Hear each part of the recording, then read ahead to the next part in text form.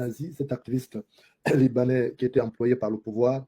Il a été arrêté hier au Liban pour l'empêcher de laisser Oligui Nguema à poil. Comme vous le savez, il avait une relation très intime avec Oligui Nguema et il avait menacé donc de tout mettre sur la place publique ce jour, ce samedi, lors de son passage à notre émission Le Balcon.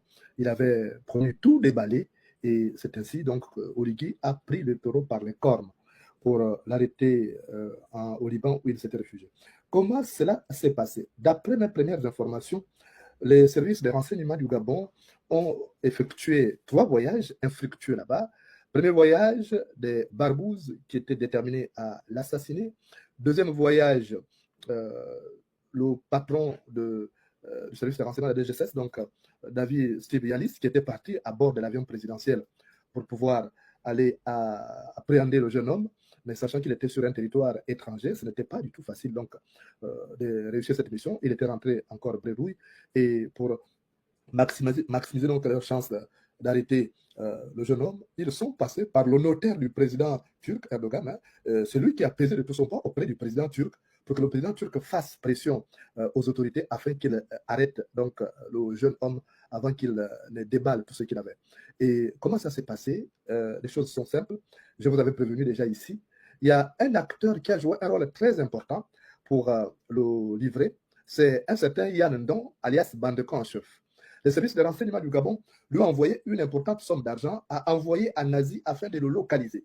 Et Yann Ndon a fait le jeu et il a donc envoyé de l'argent à Nazi, hein, se faisant passer pour son ami, tenant compte du fait qu'ils avaient par le passé défendu le même homme, donc Brice Koté Nguema. Donc Yann Ndon a envoyé de l'argent à Nazi et sur la base donc de cette transaction, il a pu donc remettre les informations au service de renseignement du Gabon.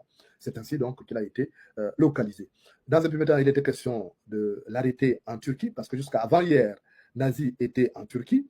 Et lorsqu'il a appris qu'il y avait des gens qui étaient à ses trousses depuis sur le sol turc, il a donc traversé l'autre côté de la frontière pour se trouver donc au Liban.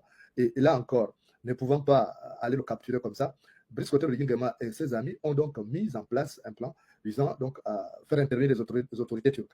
Et ce sont les autorités turques qui ont mis la pression sur les autorités libanaises afin d'arrêter le jeune homme. Maintenant, qu'est-ce qui va se passer concrètement? Est-ce qu'il va être rapatrié au Gabon? Là encore, rien n'est acquis, même si on nous fait comprendre qu'il était rentré sur le sol libanais avec un passeport gabonais, parce que Brice Koté Nguema lui a donné un passeport gabonais, étant donné qu'il était donc à son service. Et rien ne dit qu'il sera, rien n'est acquis encore pour son extradition.